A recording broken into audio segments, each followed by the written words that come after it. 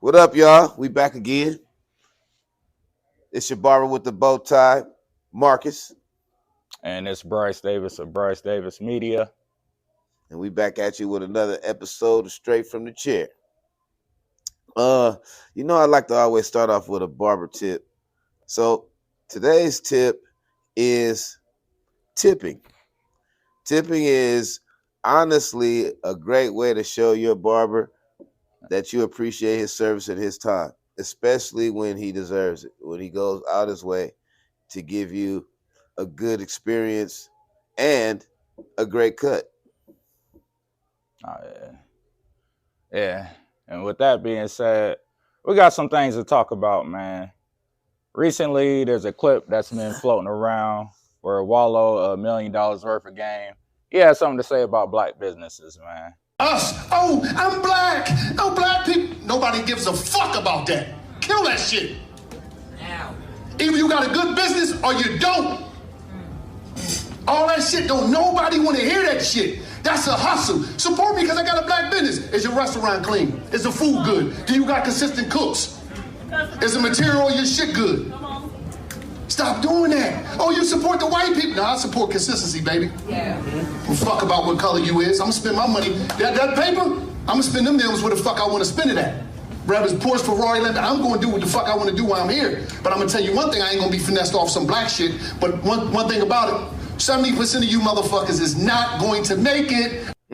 He basically said, fuck black business, but from what he was saying was he don't like the idea of people using it as a way to financially benefit from others, like using it as a clutch for, it seemed like lackluster services or feeling like it's a handout to say that companies are owned by black people and that we're using it as a way to get over and get dollars from other people.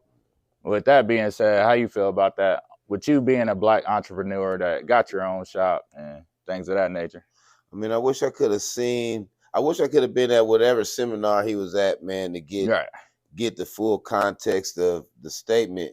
But off the little clip that you showed me, bro, I mean, it's disappointing because it seems like once you get to a certain level, niggas don't want to be black no more. Niggas don't support the culture no more. Once you benefit from the culture, you turn your back on it. You know what I mean? And I think that's kind of sad. Once somebody gets to a certain level, it's now I'm not black no more. You know, I've heard actors say, oh, well, I'm not a black actor, I'm an actor. Well, you're not going to play a white part. I'm sorry. You know what I mean? So you're a black actor. Hey, last year, Stacey Dash. But anyway, what about the flip side of it? Right. About the flip side with people trying to get over because you're a black business owner? Because one thing I've noticed from my experiences is everybody trying to get a discount. Everybody trying to get a cheaper price because they feel like there's some type of brotherhood or family because you black. Instead of me personally, I'd rather give you extra money. Like if I see you doing your thing and, you know, I want to support you. Oh, this costs 10. So I want to give you like 15 at least just because I want to see you win. Not, oh, let me get a discount because, you know, I know you from up the street or whatever the case is. I'm sure you deal with that, you know, especially dealing with people that, you know, get haircuts and. No, man, I got so much to say about that, you know, for real. But so first of all, I mean, I like to believe there's a psychology to everything. I feel like black people, unfortunately, we're the hardest on ourselves. And, you know, and honestly, it's easy to make that statement because I'm not white. You know, I don't know what white people do. Yeah. Opposite of what we do. We always put the black on it because that's what we are. And we say that's what we do. But I think country people, whether black or white, do country shit. City people, where black and white, do city shit. You know what I mean? Like, but as far as the culture is concerned, and I want to speak fast, as far as the culture is concerned, I think we need to move with a consciousness that allows us to be empathetic to one another. You know what I mean? Like, so, example, I remember watching a post. I forgot the doctor's name. She was a beautiful woman, sister. But she said we need to start creating privilege for one another. You know what I mean? And then she gave that example where she allowed some girl to sit up in first class with her. You know, if I'm in a position to create privilege for someone, to give them a discount, I will. But I also want them to understand, shit, we're a new business. We haven't Yeah. even been here 5 years, and honestly, we're not in the green yet. You know what I mean?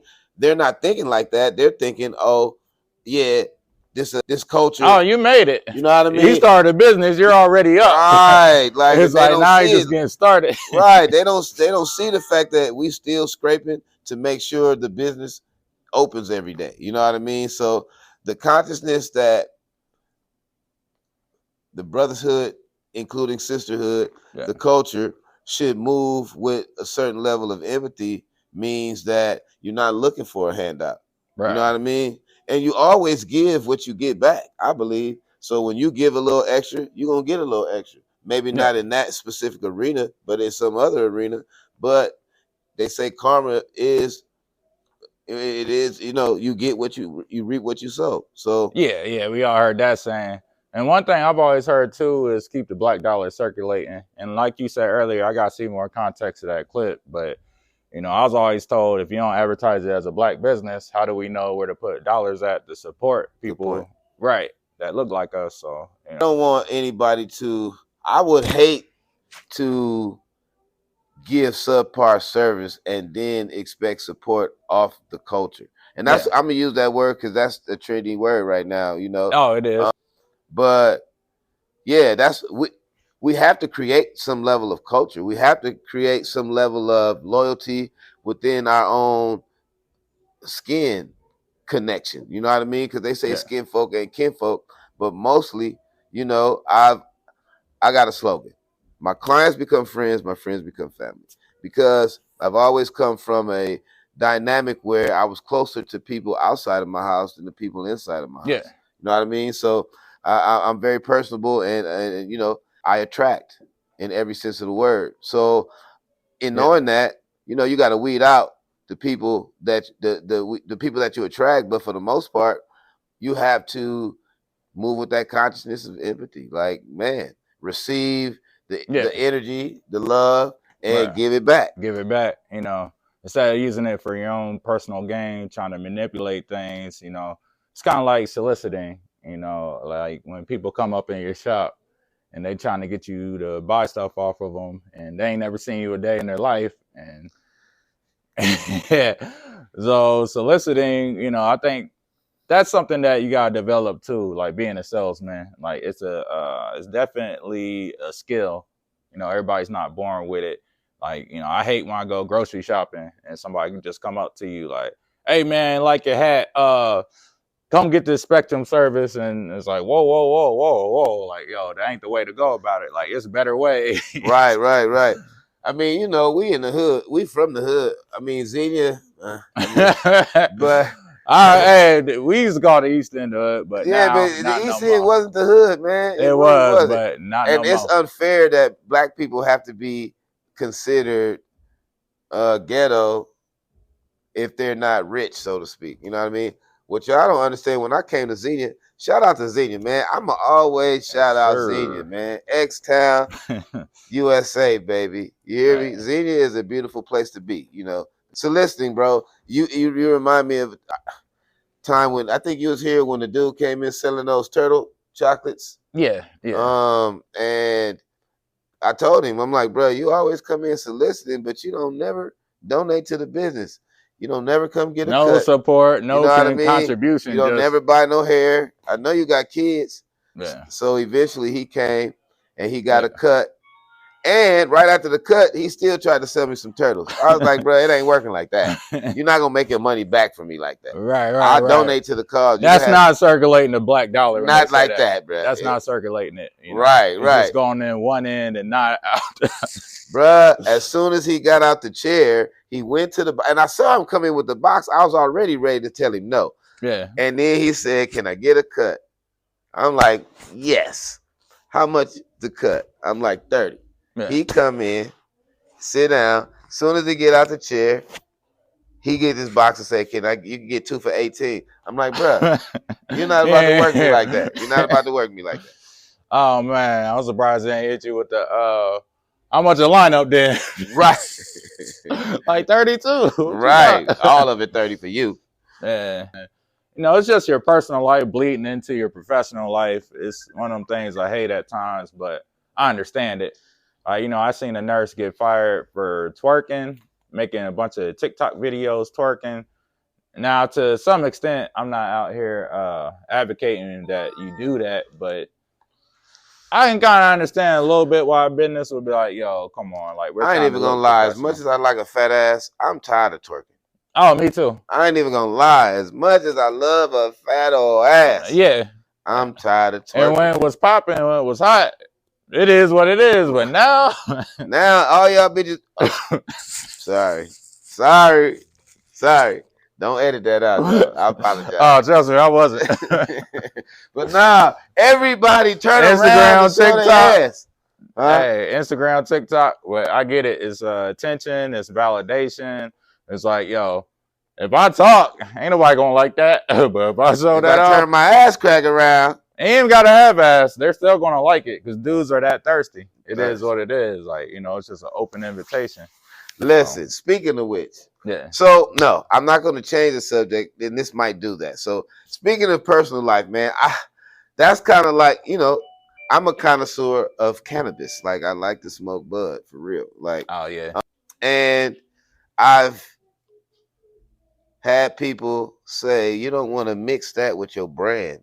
So you know, I've learned. Actually, my homeboy Kareem, he was like, man, brother, don't mix that with your brand. You gotta separate your brand from your personal life. You know what I mean? He's an actor.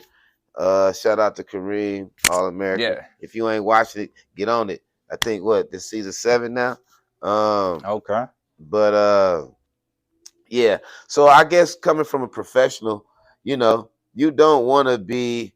If you're a doctor, you don't want to be seen as a drunk at the bar. You know what I mean? Like, yeah. If you're a lawyer, you probably don't want to be seen. Oh, I seen my attorney at the bar snorting coke. We know they do it, but if you're a lawyer, you probably don't want to be seen snorting coke. I was out there in Miamisburg, Austin Landing. I was looking like, you just represented me like 2 years ago. Did y'all win? No. Big waste of money. Hell no. Over cannabis. But, you know. Oh, it was a cannabis situation? Yeah. So yeah, no, it's legal now though. I think there has to be some kind of well, what'd you take from what he told you? Like, did he change? Well, I mean, you know, I'm not smoking on it. Oh, you okay. know what I mean? Like, I think that answers that. Right. Yeah, on the podcast, like Drink Champs and shit. He's like, nah, that ain't your brand. Don't do that. So I'm like, all right. I took the advice. You know, branding's everything. It's everything. You know, man. how people remember you, how you carry yourself, your reputation. What they say, it takes a lifetime to build a reputation, seconds to destroy one. So, you know, there you have it. Listen, man, I am a stickler for quote unquote keeping it real. You know what I mean? Whatever that means to the individual. Like I just want to be comfortable in my own skin. You know, I want to be able to not be prejudged or profiled or assumed to be anything other than who the fuck I am. Like, you know what I mean? And sometimes that make people uncomfortable, you know, man. Yeah. But and this is all independent right here. Like, we ain't trying to, well, depending on the terms, we ain't trying to join no big network. And then, like I said, the numbers make sense, but for the most part, like building it from the ground up. So, you know, everything we do is what we want to do. And, you know, if it makes sense, we're going to do it. Integrity. Right. As long as integrity is intact and we ain't losing integrity. What they say, quote unquote, selling out. But, you know, you got to buy in before you can sell out. And that makes me want to just bounce back to that whole. I'm actually trying to create a brand that says we support Black business. I think it's important that, you know, I guess you definitely provide a quality service, but who can hate on the reestablishment of Black economic infrastructure? Like Black businesses it will be what helps the Black community thrive. Like ain't nobody else coming out here helping us do this, so we got to help each other. You know what I mean? Like I don't even hear these conversations in other races. Yeah. I don't know if Asians say I'm not supporting an Asian business. I don't know if Indians say. I'm pretty sure they do. It's automatic. Like you don't have these conversations. I don't imagine they have these conversations. But you know, we're also disconnected from, you know, we call each other Black and whatnot, but you know, when Africans come here. I don't know if it's the same way. I assume it is, but you know, we don't view each other as one like Asians do, and Right. you know, any other immigrant that Oh comes yeah, here. we're definitely was it disenfranchised? We were definitely Divided that. up and all that. But to keep it simple, you know, fuck what Wallo said until I hear the whole speech. Fuck that, man. You know what I mean? Get out there, support Yeah. your black businesses. Yes, sir. Unfortunately, we're not doing it enough as people of color. We need to be out here, man. That's how we survive. Quote Like, unquote. And you know, of course, if you're in the Xenia, Ohio area, you gotta check out Icons Barber and Beauty Salon. Was it 126 North Allison Avenue? 125. 125. Yeah. 313 Beauty Supply. Like, we have all the shit you need, and if we don't, you can put it in the suggestion box and we'll have it later. There you go. You got any parting words for the people? You know? Honestly, man, I think my prevailing thoughts are be comfortable in your skin, man. You know what I mean? And I'm not saying that to say I support all the extra pronouns, you know, because I'm going to call you him or her. He or she, boy or girl, you know what I mean? Because in the barbershop, we don't talk religion or politics. Listen, Xenia, Ohio. I love this place, man. Like, I love this place. Love this place. So, you know, if you ever are in the area, come check us out, man. Come holler at us. You're going to get a smile and a hug and whatever else you came for, as long as it ain't no drama. But it's an old lady in the front office who carry a gun, so you might get that too. That's a fact. Well, we out, man. All right. Peace.